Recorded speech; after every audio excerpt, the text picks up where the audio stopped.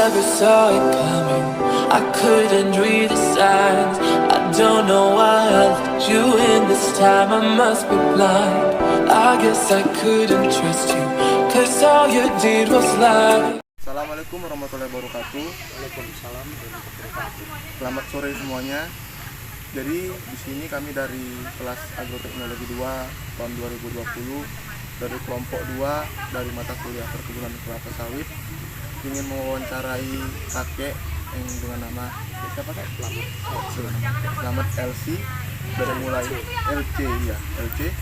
Jadi kami bakal mewawancarai kakek dari mulai bagaimana tentang pembibitan, tentang bibit bersertifikat, serta nanti dari mulai tata caranya dan mungkin bakal kami menyelipkan tentang praktek-praktek awalnya. Jadi di sini saya sebelumnya ingin memperkenalkan diri. Nama saya Ahmad Faisal Amin Nasution. Lalu ada. Nama saya Zahra Sabrina Lubis. Nama saya Merah Zahra Daulay. Nama saya Selamat RC. Nama saya Anigus Elizabeth Silalahi. Nama saya Bila Bisin Siregar. Jadi mau izin Kak untuk pertanyaan pertama dari kelompok kami. Ya. Jadi kira-kira sejak kapan kakek sudah terjun ke dunia pembibitan sawit ini dari mulai kapan? Sejak tahun 2011 bulan 11. Iya. Sampai dengan sekarang ya Kak? Sampai sekarang. Iya. Terus Kak, apa yang membuat kakek itu mau bekerja di bidang ini Kak? Di bidang kelapa sawit. Ya, pertama-tama saya dibutuhkan sama bapak ini. Jadi adanya sampai lama, begitu lama, karena ya mungkin bapak itu cocok sama saya. Jadi selama kakek bekerja di pembibitan kelapa sawit ini, apa saja kendala yang kakek alami? Kalau kendalanya tahun-tahun yang lewat ya, pernah saya tanam 53.000. Nah, itu yang kena kendala karat daun saja. Karat daun tadi tahun-tahun yang lewat paling 18 pokok, 20 pokok gitu kan. Sekarang karena campur-campur nih kan, ada PPKS, ada yang ngambil SMB ya, terus ada SY3, ada SY2, ada PPKS ya, itu apa, kendala karat daun ribuan. Iya, jadi meningkat. Iya. Jadi Pak, bagaimana penanggulangannya Pak? Penanggulangan Karat daun itu. ini tadi bercak daun, Iya. karat daun. Iya. Nah, itu ya diatasi dengan obat, semuanya ini kan desis, terus amitartop, terus ditin ya udah, terus mantap sebagai perekat ya, terus gelsen. Jadi dengan 5 jenis ini tadi itu dilakukan 3 hari sekali. Kalau pengalaman Bapak, bila mana ada pokok sawit baik mulai dari kecil sehingga sampai besar yang kena karat daun, itu bagusnya diteduhkan tempat lindung, minimal dia dikumpulkan, dipasang paranet seperti ini ataupun dikerobong, kemudian terus diobat dengan saya bicarakan tadi. Nah, itu ya. Saya ingin bertanya tentang bibit-bibit atau benih-benih ini, mana Kak yang paling kuat serta mana yang paling rentan terhadap penyakit dari mulai? Yang rentan terhadap penyakit ya PPKS. Iya, PPKS. Ya. Paling umum Pengalaman sekian tahun saya kerja di sini, yaitu tadi sudah saya carakan tahun-tahun yang lewat mengenai penyakit sipit. Paling gampang kena? Yang ini SY2, SY3. Ya. Kemudian Kak, untuk perbedaan dari bibit-bibit varietas tersebut apa perbedaan Kak? Sampai dari besar kecilnya gitu. Besar kecilnya yang apa, beda-beda jenis tadi ya. Iya. Nampaknya yang lebih jago ya PPKS. dia lebih besar gitu ya Kak? Iya. Jadi Kak, kelapa sawit ini kan ada bibit yang bersertifikat sama yang nggak bersertifikat. Iya. Pernah nggak kakek lihat apa perbedaan dari keduanya gitu? Cuman kalau dari hasil buahnya baru paham. Oh, yang berbeda dari hasilnya ya? Hasilnya. Gimana itu perbedaannya? Ya perbedaannya itu tadi, kalau yang sertifikat dia tiap pelepah bisa mengeluarkan buah. Tapi kalau misalnya yang enggak sertifikat itu nanti 6-5 pelepah baru buah 1, 5-6 pelepah buah 1 gitu. seperti itu. Jadi sudah di hasilnya aja. Iya, Jauh nggak sih perbedaan hasil dari sangat jauh. Ya, sangat jauh lah. Ya bayangkan lah, kalau yang bersertifikat, misalnya 1 bulan bisa ngambil 3 jam, sementara yang bersertifikat hanya 1, berarti kan jauh. Iya. Perkebunan kelapa sawit. Jadi kami di sini kayak mau mengetahui kayak mana itu perbedaan tanamannya sendiri untuk yang ambil PPKS, SP2 dan SP3. Apakah kakek bisa nanti tunjuk sama kami bentuk fisik tanamannya ya? Nah, nanti kita buktikan sama-sama. Kalau kakek sendiri belum bisa membedakan yang pasti. Nah, nanti kita saksikan sama-sama. Kemudian nanti kan bisa kalian sendiri yang apa kan? Yang beda nih. Saya menunjukkan tempat-tempatnya.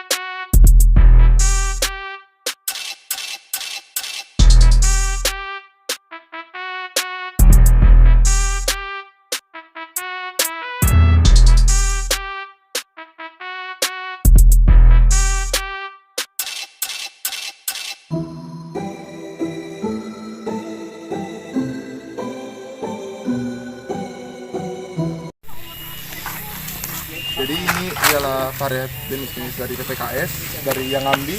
Ini dia semua kelas.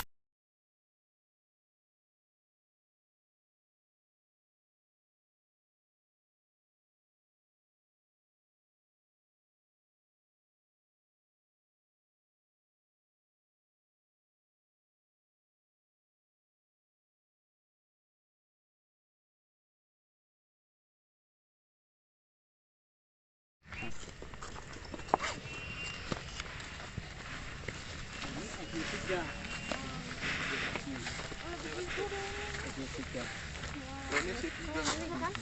Jadi untuk C3 ini daunnya lebih hijau ya. Lebih hijau, lebih tebal. Ini sama yang di depan kayak usianya sama? Lebih besar gak sih? Yang mana? Sama yang di depan tadi sama yang Ini? iya. Oh, enggak. Oh, enggak beda. Ini baru jalan 4 bulan. Iya. Ini tadi Ini kayak kalian ya jeli juga ya. Nggak usah tanya-tanya misalnya nanti. Nah, kira aja dari daun 1, 2, 3, 4 ya berarti 4 bulan setengah. Karena setiap bibit sawit asal udah hidup seperti ini, tiap 1 bulan menimbulkan 2 cabang, 2 daun. Iya. Berarti ini 1, 2, 3, 4, 5. Gitu. Wow. Jadi bibit ini termasuk bibit yang tebal ya, bagus dan sehat, lebih keren, lebih ganteng. Kalau mau nengok sama-sama kecil ini Alhamdulillah betul. Astaga.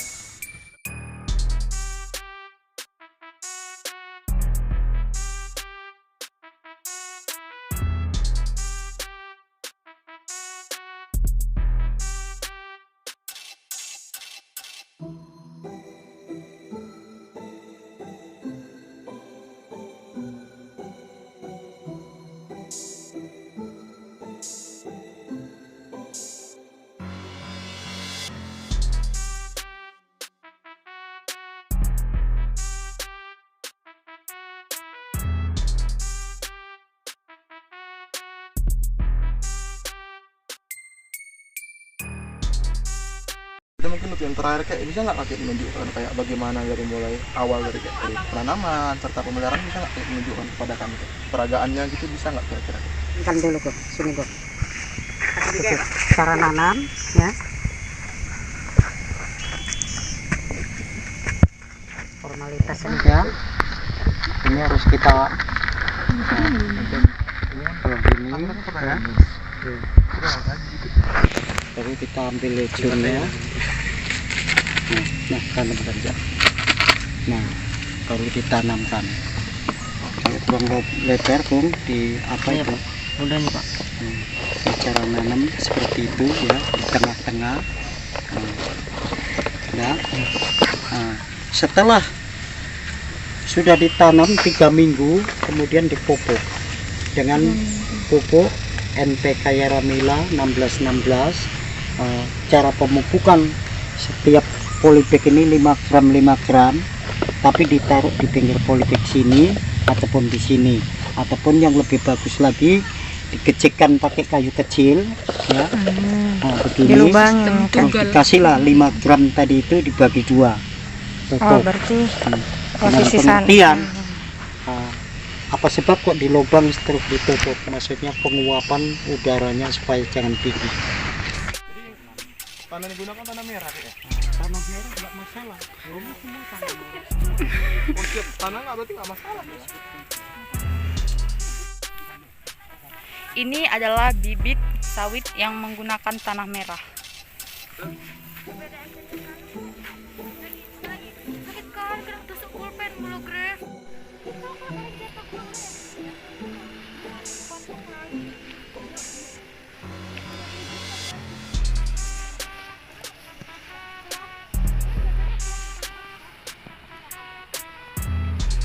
Gak apa-apa itu.